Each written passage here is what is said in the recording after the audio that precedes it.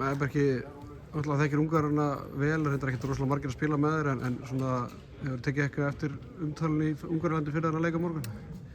Nei, ég skil náttúrulega ekki stakkt orðið ungversku, þannig ég hef ekki, og les ekki ungverska miðla, þannig ég hef svo sem ekki fylgst með því, en ég gerir ráð fyrir því að bara eftir úrslit síðustu ára að þeir séu nokkuð brattir.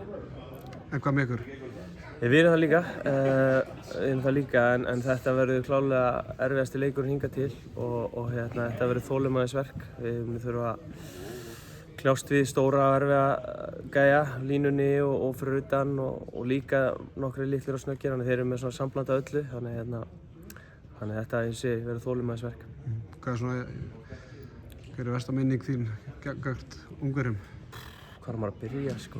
Það er eiginlega bara frá því maður var ekki að spila yfir í að maður var að spila, þannig að ég ætla að sé ekki bara hér, af því mér fannst við vera konum með þann leik.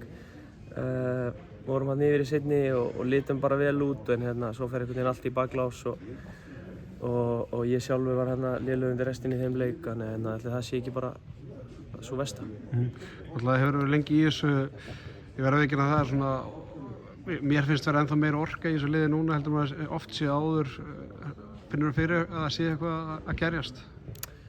Já, þú veist, mér hefur alltaf fundist orka í okkur, sko, og það er kannski bara, þú veist, það er eitt að vera þannig á æfingum og svoleiðis og svo þarf að ná því út í leikjum líka, skilur, það skiptir máli að ná höllinu með og maður fann það bara eins og í gær, bara leið á höllin kviknaði með okkur og þá bara svona tóku við leikinn og þeir fóru að gera mistök, en jú, þú veist, það væri samt bara svo rangt að segja ég sé að finna það núna því ég finna hvert einasta ár, sko, en þetta lítur vel út en það getur breyst í einum leik, þannig við erum bara fókuseraðir og ætlum að snúa þessu slæma gengi gegn Ungverjum við á morgun.